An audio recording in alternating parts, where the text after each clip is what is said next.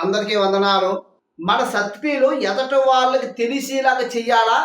మన సత్క్రియల కోసం మనం చెప్పుకోకుండా ఉండాలా? అన్న అంశం మీద ఈరోజు దేవుడు మనతో మాట్లాడుతున్నారు. ఇంటి నిమిత్తమై మత్తయి సువార్త 5వ అధ్యాయం 16వ వచనం. మనుషులు మీ సత్క్రియలను చూసి పరలోకమందున్న మీ తండ్రిని మహిమపరచునట్లు వారి ఎదుట మీ వెలుగు ప్రకాశింపనీయుడి.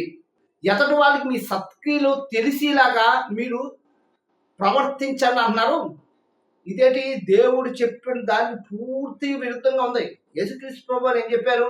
మీరు కుడి చేతితో చేసిన దానాన్ని ఎడం చేతితో కూడా తెలియకూడదు. అలా చెప్పుకుంటే మీ ఫలం అప్పుడు వచ్చేసింది. తగ్గించుకుని జీవించండి. తగ్గించుకున్నవాడు హెచ్చింపబడతాడు, హెచ్చించబడ్డవాడు తగ్గింపబడతాడని చెప్పి స్వయంగా ఆయన చెప్పాడు. మరి ఇక్కడ ఏం చెప్పబడుతుంది? మీ సత్క్రియలు ఎదటి వాళ్ళకి తెలిసేలా చేయండి అంటున్నాడు. ఉదాహరణకి అన్యులు ఏదైనా సహాయం చేస్తే ఒక బట్టలు ఇవ్వడమో, సంతర్పణ చేయడమో, ఒక భోజనాలు పెట్టడమో, ఏదైనా సహాయం చేస్తే సెల్ ఫోన్లో ఫోటోలు తీసుకోవడం, పేపర్లో వేసుకోవడం, టీవీలో చూపించుకోవడం, ఇలాగ వాళ్ళు చేసిన సత్క్రియలు చెప్పుకుంటారు. మనల్ని కూడా అలాగే చెప్పమంటున్నాడు. ఏమన్నాడు? మీ సత్క్రియలు ఎదటి వాళ్ళు తెలిసేలా చేయండి అంటున్నాడు.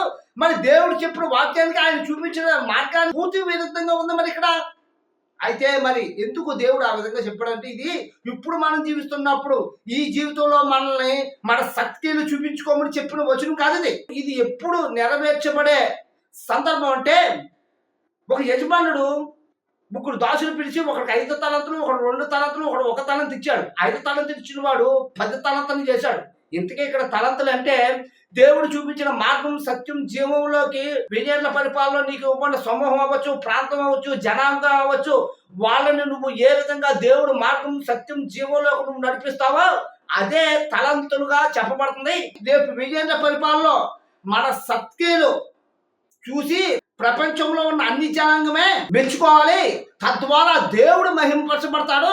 అంటే మన సత్క్రియలు ఎదట వాళ్ళకి ఎప్పుడు తెలియాలని ఇక్కడ దేవుడు ఉద్దేశం. అంటే రేపు విజయాల పరిపాలనలో నీకు ఇవ్వబడిన తలంతులను వృద్ధి చేసుకోవడం మూలంగా, సత్క్రియలు చేయడం మూలంగా, దేవుడు చూపించిన మార్గం, సత్యం, జీవంలో నువ్వు నీకు ఇవ్వబడినటువంటి జనాంగాన్ని నువ్వు నడిపించడం మూలంగా నువ్వు ప్రపంచానికి వెలుగై ఉంటావు.